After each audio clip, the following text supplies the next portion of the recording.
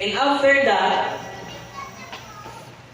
the tragic will happen sa iyang life, nahurot, and he came to his senses nga may pa sa among balay ang mga maid, ang among mga servant, saktong pagkaon.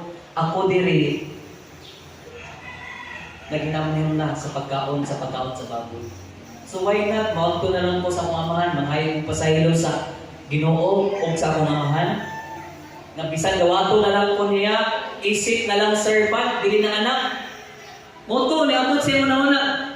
Ibalik siya mga kaigsunan, approaching pa lang siya sa iyong panimalay. Ang iyang amahan, naghuwat o nidagan o nigakos, gidawat gihapon siya.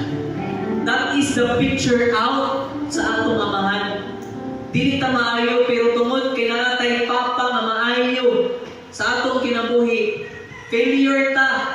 We made mistakes, but because of His fatherhood, everlasting Father, kanato mga kaigsunan, na-enjoy gihapon nato ang panalangin sa atong amahan.